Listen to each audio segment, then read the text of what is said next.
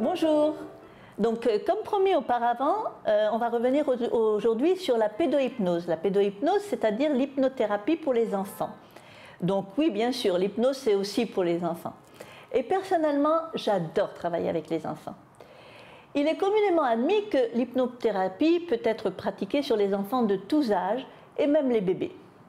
Pour les bébés, bien que très efficace, c'est une toute autre démarche et la maman, ou du moins la personne référente, doit participer activement.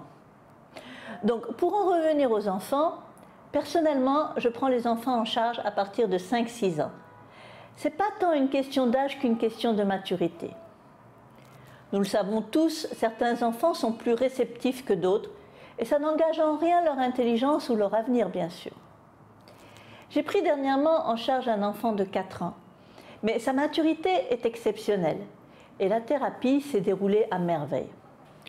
Donc je dirais, avec ou sans démarche médicale, l'hypnose thérapeutique est tout à fait appropriée pour accompagner un enfant en difficulté comportementale ou émotionnelle.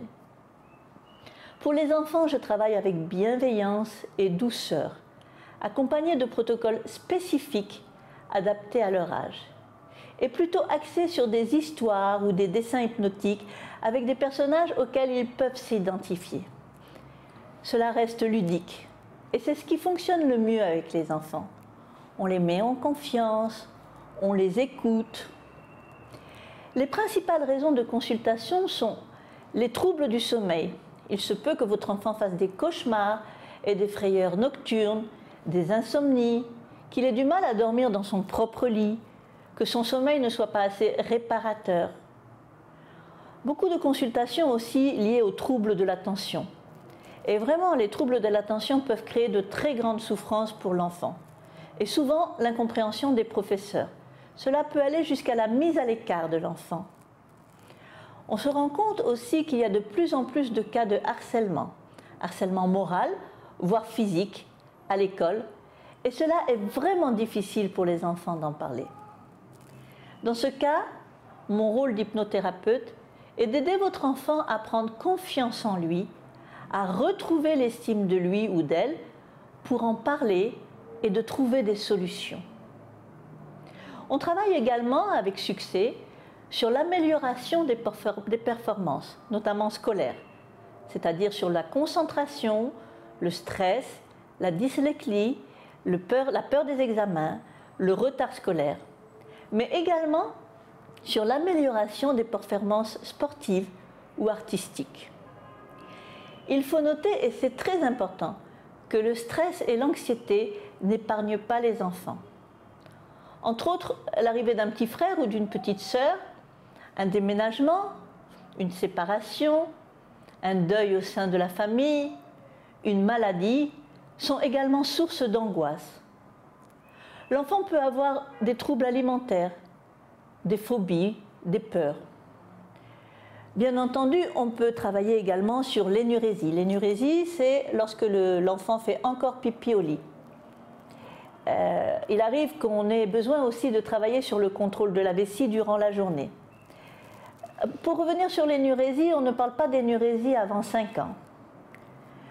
On travaille aussi sur l'encoprésie. L'encoprésie, c'est lorsque votre enfant, au-delà des 5 ans, fait encore caca dans la culotte. Néanmoins, je vous invite à être vigilant dès 4 ans, même si, comme je l'ai dit précédemment, on ne parle pas d'énurésie ni d'encoprésie avant 5 ans. Savez-vous que certaines personnes souffrent de ces troubles même à l'âge adulte?